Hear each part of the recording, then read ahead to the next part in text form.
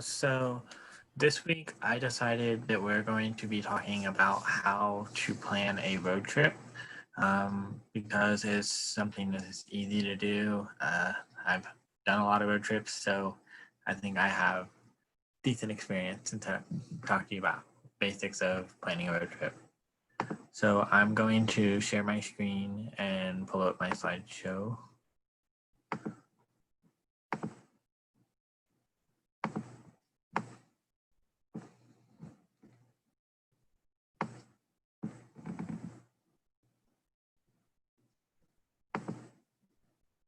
And it works this time. See, that's, oh, last time. Okay, so road trip. There's like 4 simple steps that I'm just going to go over the basics. If you want to know more, I have a couple websites that I got the information or that has more information. If you want, go ahead, email me, text me, do something, and I'll give you that information. So this is just the basics of how to plan just a simple little road trip. So the first step you're going to do is you need to find a destination, whether it's somewhere you've been before, someone you've been with, somewhere you've been with people, or somewhere that you know that you really want to go. You'll need to plan your route that you're going to take. That's probably an important step. You'll need to figure out when, where you're going to stop, whether it's for gas, bathroom breaks, if you're going to make any like little pit stops to see something or visit someone along the way. These are all things that you're going to have to look through and plan each step out, so that way that you can arrive where you need to be on time or make sure that everything goes smoothly. And then, like I said, always make sure you have time for bathroom breaks, because if you don't, you could be in a little bit of a issue there.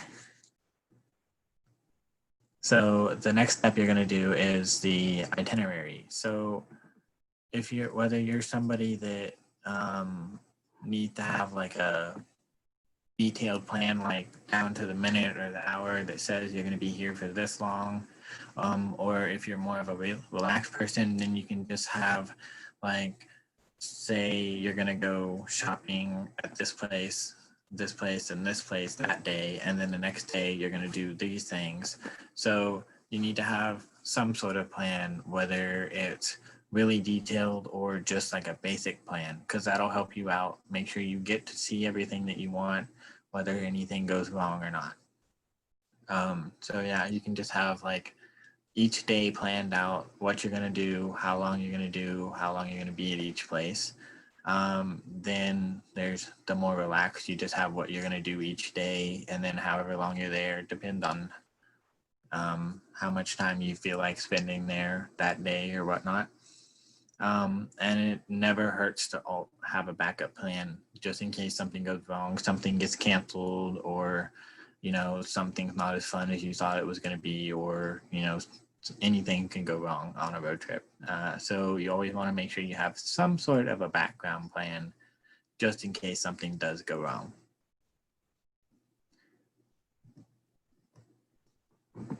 Next slide.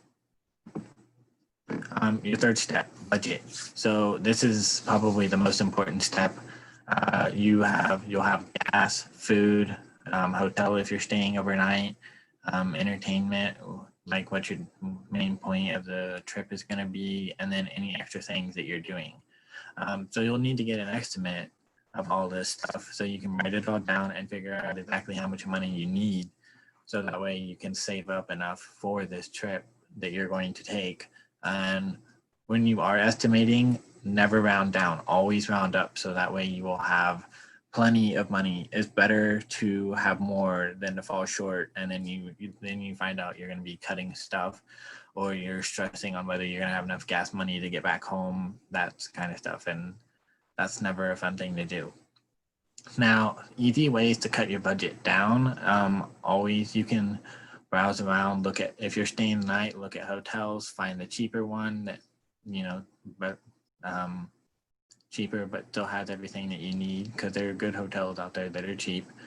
For food, you can always plan ahead and have sandwiches, sandwich stuff, snacks, so that way you're not eating out every night if if you're pushing for that kind of stuff to save up more money.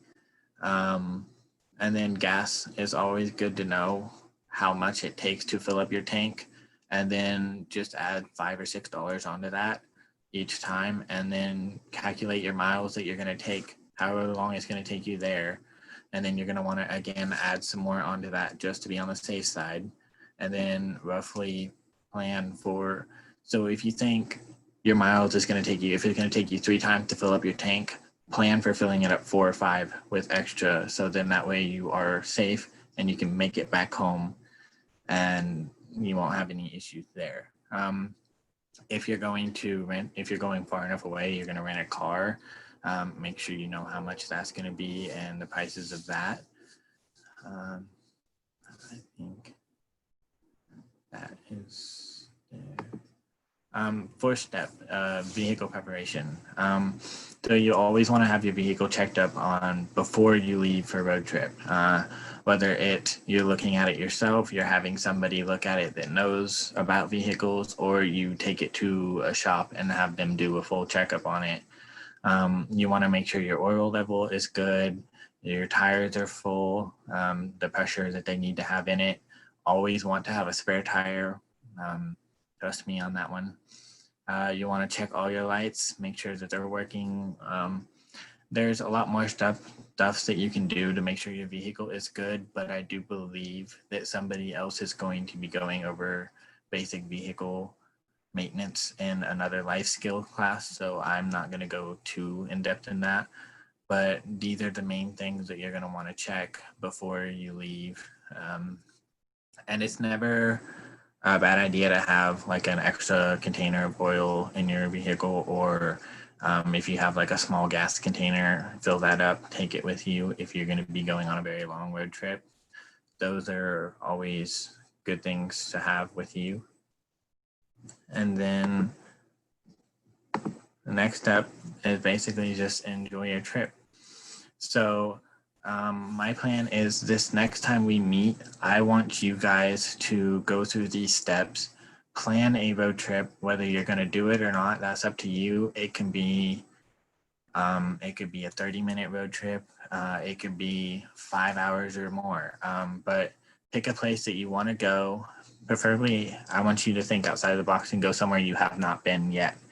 Plan that road trip, how long it's going to be, look at hotels, just to get an idea of how much planning actually goes into a road trip. You can't just go jump in the car and off you go. That doesn't ever, sometimes it turns out well, but usually it doesn't end well. So I want you guys to really think it all through, plan everything, and then that way when we meet next week, stop sharing, we can go over and talk about where some difficulties you might have had looking through this, or some things that you found were more challenging to research or find out than others. And it will also be something that's very good for you to know how to do for later on, for when you're in college. Road trips can be a lifesaver if you're stressed with homework and all that stuff. They can take your mind off of things and get you back to a fresh start, and then you're ready to go when you come back. So I think that's the basics and all I have. Colton, could I interject and share a few things? Please do. Thank you. So once upon a time, your dear Adrienne went on a road trip. This was right after I graduated grad school, and I had 2 best friends who were in the same program with me, and we decided, hey, this is in Missouri, by the way, why don't we take a road trip of the whole country? So we did. So we were driving. We drove from Missouri down through Texas to visit, down through Missouri to see my family first, then down through Texas with another friend, and then all the way through to California, all the way up California, and then across Montana. I can't even remember all the states there, back to Missouri in time for our summer school class. This was my first road trip. So I learned a few things that Colton just shared with us, and I would like to emphasize those. So number one, he talked about budget and planning for extra costs. So me and my friends, when we planned this, we thought, oh, we're poor. We just graduated. We don't have jobs yet. We don't have any money. We're going to stay at some hostels. If you guys have never heard of a hostel, it's sort of like a group hotel room where usually it's multiple people in the same room. And so it's very cheap because it's usually people who are either from another country and kind of just backpacking their way across the country, or students, or just people like me who are like, I want something really cheap. This was what I thought about hostels before I went to a hostel. Once I got there, we did spend one night in the hostel. It was amazing because it was on the beach. And so I was like, I can get through anything because literally I am inches from the sand in the ocean. However, this was a room of, let me see, 12 beds, no, actually a little bit more, like 8 sets of bunk beds in there. And you can imagine the sort of people who wanted to stay on the beach might not have been people that go to bed early. So there was one bathroom, one. So anyway, it was a very interesting experience. The man whose bed was underneath mine farted the whole night. And so I had a terrible experience there. And the people who were next to my head, let's just say they were doing something they should have been doing in private next to my head. So it was a really great experience. Also, the whole time I was afraid I was going to be mugged, so I slept on top of my backpack. But I learned right then and there that I am willing to pay lots of money for a hotel room to not be next to other humans that are gross. So that was one place that I did not plan for extra costs, but suddenly needed them very badly in the middle. And this brings me to my second point, that you want to let your credit card company know ahead of time before you go on this trip. Because after I said heck no to the second night in the hostel, we found a hotel really quickly this was in San Francisco. And I paid, put my credit card down payment. We were just staying one night, go to sleep, whatever. The next morning at 5 a.m., the hotel owner calls me screaming that you need to get down here right now. This credit card isn't working and I need cash this second. And I'm like, what is happening? It's so early. And I mean, there was money on my credit card. The problem was my credit card rejected the charge because Adrienne lives in Missouri, not California. So I had to be on the credit card or be on the phone with the credit card company for several hours. Also being yelled at by this poor hotel guy who wanted his money. So let your companies know if you are going somewhere so they don't accidentally deny your charges. And finally, Colton made a really important point about vehicle prep. So this wasn't my car that we took. It was my friend's car. And she very generously offered to drive. She did all the, oil change, new rotated her tires and everything before we left. However, it's a lot of driving to go from one end of the country to the other and back. So in the middle of the trip, while we were in California, we were driving behind, or we had a friend who met us there and was driving behind us. And when we got to that place, they said, "Did you know all of your tires are sparking?" So immediately, my dear friend had to purchase 4 brand new tires in the middle of this trip, which were certainly not planned for, and also was really not a great situation because we were all stuck there. We had no other way to get around and just had to kind of wait until the car thing was ready. So we missed out on a trip to the aquarium. So anyway, I would have to wholeheartedly agree with basically everything Colton said. I thought of one more example that these are all, I got lots of stories, but these are all my bad stories. So Colton talked about, you're making a time schedule, essentially, like budgeting out the time and planning in for those like bathroom breaks and things like that. So once upon a time, I was trying to get a job in Kansas because I was moving to Kansas.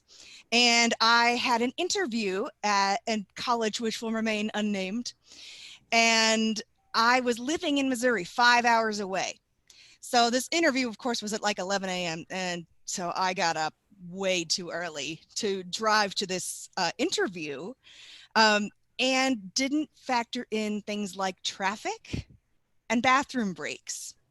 So when there was construction partway to my interview, and then I had to use the bathroom at one point, I was really not going to make it on time to this interview. Not to mention I didn't drive in my interview clothes. I had to stop at McDonald's and change really quick. So long story short, I showed up late to this interview and certainly did not get the job. So think about that next time you are planning time-wise. Why were the tires sparking? I don't know. I think they were just going bald. There's metal inside the tires. Well, I've got a couple things I would like to add as well. The first thing is just that you guys may not realize all of the planning that goes into trips. In particular, like our upward bound trips. Every upward bound trip, we do exactly what Colton just described. We figure out where we're going, we set an itinerary, we budget it out, and then we have to make sure we have transportation. Dan does all this, and he's really good at it. It is a lot of planning, and still, when things are so planned out, meticulously, trying to get everything lined up exactly right, and it's even harder when you have to factor in 50 students involved, not just like a trip for like one or two of your friends. Things still go wrong. And so the one bit of advice that I could give you is that, yes, you can plan until the sun sets, but things are still going to go not according to plan. So always be flexible and be able to adapt to whatever happens. And with that being said, that's an important point, because I think Colton did something with his lesson that is awesome, because it's applicable to everything you do in life. Your destination, all of you, whether you're going to have a road trip someday or not, all of you have a destination in mind. Just by being in this program, your destination is college and successful completion of college. So with that in mind, you can do all the steps that Colton listed and still prepare for college ahead of time, by setting your goal. That's your destination. Your goal is to figure out what degree you want, when you want to graduate, all of those details about what your goal is. The itinerary is all the details, knowing exactly what you need to do, what class schedule you need to have. Budgeting. We're going to go over financial tips at some point in the next school year or the rest of the summer. Financial tips of how to budget for college. So yes, we want you to estimate your expenses, and look for ways to spend less while you're at college. Finally, making sure that you're 100% ready to go. Your vehicle. Now, your vehicle in this case is going to be what, would you guess? Anyone have a guess as to what your vehicle might be? Vehicle in this metaphor for getting to college? Yes. Okay, yes. Just making sure. What'd you say, Malachi? Sorry, I talked over you. A motorcycle. A motorcycle. It could be a motorcycle. No, in this metaphor, as Adrienne said, in you going to college, preparing for college, you are the vehicle. You have to make sure that you are prepared to get yourself where you need to go. So you need to make sure that you're taking care of yourself. All of the lessons that we're teaching in life skills are vehicle maintenance for you.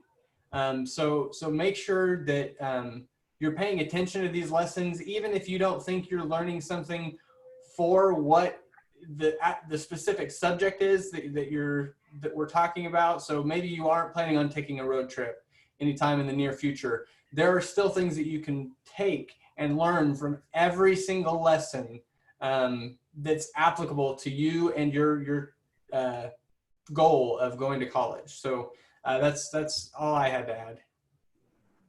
And I want to piggyback on that just a little bit. Okay. I have been through 2 years of community college. So naturally, I think I'm ready for what's next. But as the days are getting closer and the week is now less than a month, I'm going to be moving 2 hours away from everything I've ever known. So needless to say, I have found out that I'm not quite exactly prepared as I thought I was. So no matter how much you think you prepare or you think you are prepared, anything, when that date gets closer, you'll start thinking of things. Oh crap, I didn't do this or this. And there'll be more things popping up that you'll realize that you're actually not ready. But the best thing that you can do is just put a smile on your face and push through it as best as you can and do what you can to make it easier on yourself. So it's just some things to think about too, because college can be scary. I'm not gonna lie at all. It can be. And the good thing, I guess, about preparing for a road trip versus preparing for college, you may not have as much help in preparing yourself for a road trip. If you're doing something on your own, you may kind of have to do that by yourself. Preparing for college, we are here to help you. And there are so many resources available to help you get ready for college. So if you're doing exactly what Colton is saying, preparing the best that you possibly can, keeping in mind that things don't always go according to plan and that you're going to have to be flexible, have a backup plan even to be prepared. You're not going to be able to prepare entirely just yourself. So that's why we're here. That's why your school counselors are here. There are so many people wanting to help you, and all you have to do is ask.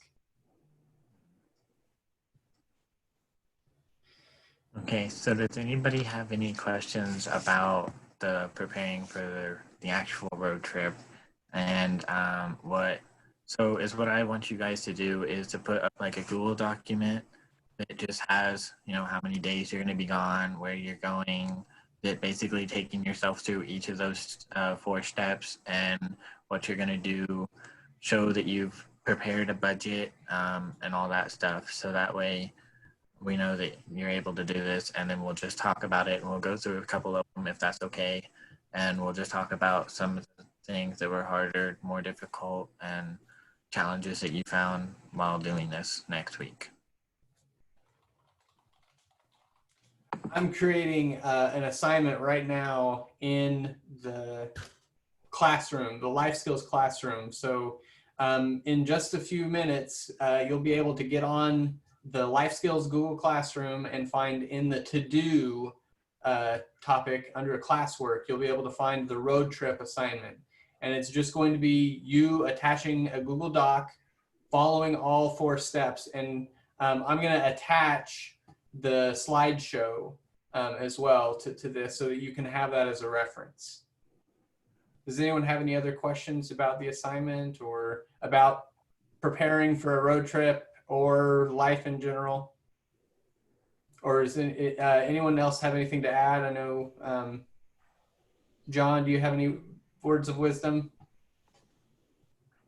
Nope, not particularly, except to echo the, be prepared for the unprepared.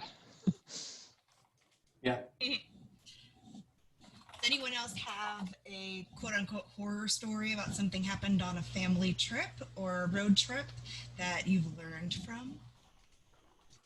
Oh, My sister almost ran us off the side of the road. Ooh. That is not good. No.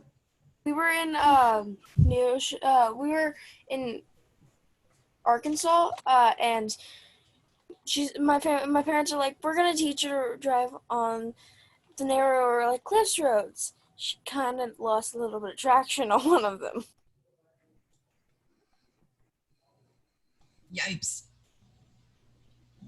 Yeah, I have a couple road horror, like not really horror, but there was one right before all of this Corona stuff happened. Me and my best friend decided that it would be awesome to take a spring break road trip up to Kansas City, which became a hot spot very first and fast. So while we were up there, the Kansas City people on the Missouri side were talking about closing their borders.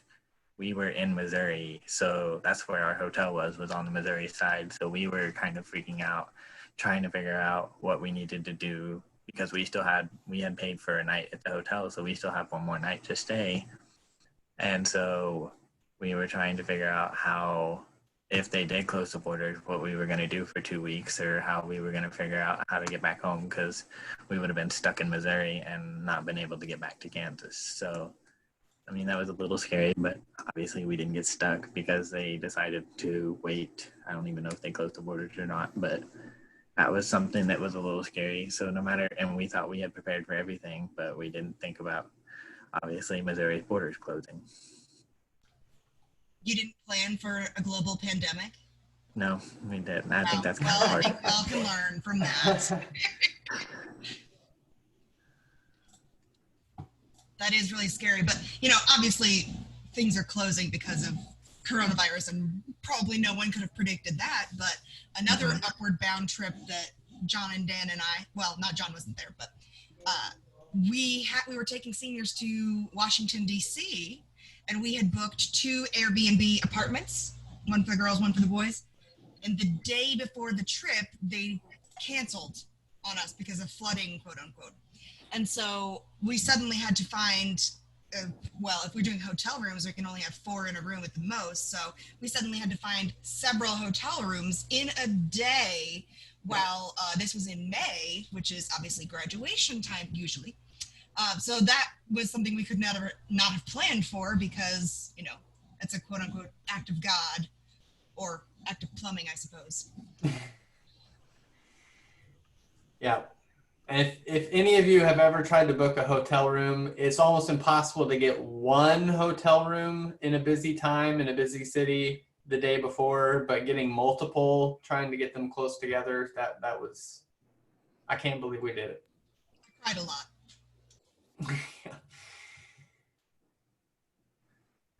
All right, the assignment has been posted. So again, just attach a Google Doc outlining your 4 steps to creating your road trip. We have a question from Nick. Can we work on it with someone else? Colton, do you have thoughts on that?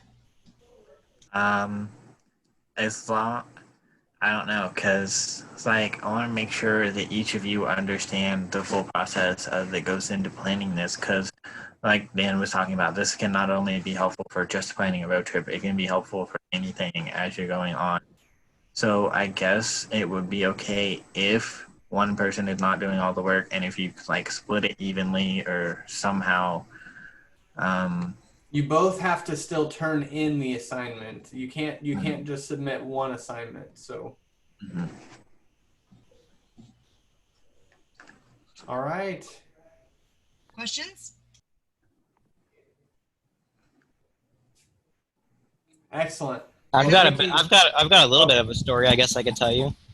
Let's hear it. Long ago when my mom and I used to do vacations, I remember one distinct time that we were like heading up to Little Rock or something, and this one woman behind us in a car like rear-ended us and flung us into a ditch. Were you okay? I mean, I just gripped onto the window, but yeah. Oh my gosh. That's kind of a trip ruiner. The car spun, like... No, thank you. Rain, did you want to share something? You don't have to. Yeah, so we were going to Colorado like 2 years ago, and we were driving for like 7 hours, and we were almost to Colorado, but they ended up having to shut down the interstate because the weather got so bad. We had to stop in a Walmart parking lot and sit there for like 4 hours just to wait for it to open back up. Oh my gosh. That kind of reminded me of one of Dan's experiences also about not being able to get in somewhere and having to wait in a car. You want to share that, Dan? I've had several experiences like that. So I'm not sure which one you're referring to specifically. I was thinking about the talking stick or walking stick hotel. Oh boy, that was a trip. There's too much to tell about that trip, but to make it short, we learned very quickly that August, so this is a lesson to all of you, if you're ever planning to travel to the Southwest, August is monsoon season. Do not go to Arizona in August. They have dust storms almost daily, like huge dust storms, followed by crazy amounts of rain and lightning. That they typically get, I want to say 6 inches maybe all year in Arizona, and where we went, Phoenix. They maybe get 6 inches all year. They got more than that in 2 days while we were there. Our hotel, which was a giant resort, like casino and resort, the whole hotel shut down because it flooded the basement and the first level of the hotel. So we were kicked out of our hotel at about 3 in the morning. So we spent the night in our car because we could not find another place to stay that night. And it was not an enjoyable trip, let's just say the least. So you can plan again, you can plan every detail perfectly, and you will never, ever fail to find that something will go wrong. Mm-hmm. Like your engine going out on a highway. Yep. Sometimes, At night during the rain. sometimes when the trip goes, it can make for a very memorable trip, though. That's Like, true. That's you really true. enjoyed it. It can really stick with you, and it can be a life lesson, or you can learn a lot more about yourself than you ever thought you could in a span of a couple days. Yeah. It puts you to the test, and it shows your true character sometimes when you get challenged like that. So Usually very funny afterward. Like now I think it's Yes. hilarious about the farting guy and the people. But during that night, it was not great. But if I had just stayed at a regular hotel, I would not remember that night. Who cares? Now this, I will never, ever forget. yeah. A couple years ago, we went on a trip to New Mexico. It was like the year before we went with you guys, and we had just drove through Lincoln, and we were doing the tour around the town, and we had decided we were staying at this campsite, and we had looked it up online, and it was kind of hard to find, and we finally found it, and didn't realize until we got there that they had cougars, like a lot of them around. So instead of actually camping, we just stayed in the car all night. And then my brother's like, hand me a drink. And the ice chest fell all over me, and I was soaked in ice cold water for the rest of the night. It Oh. was really cold. Always plan for cougars and ice. Because I was like the smallest, so they just jammed me in the back with the ice cooler, and like every time it would open and we went around a turn, like water would just spill on me. So yeah, that was just fun. Last year, my dad bought a pontoon, and it was out of town. And on our way back, we were kind of far away from where it already was, and we were on a highway. And one of the tires blew out, so we had to pull over, and we already had a spare tire. But we got that fixed, and then we were going back quite a ways. We weren't home yet, so we were still out of town. And then we had to stop again. We had to wait 2 hours until my dad's friend came back because we had another tire that blew out. So my dad had to call his friend to buy him a tire, and we had to wait 2 hours for them to come. Man, that is certainly not the way you want to use a pontoon. Anybody else want to share something?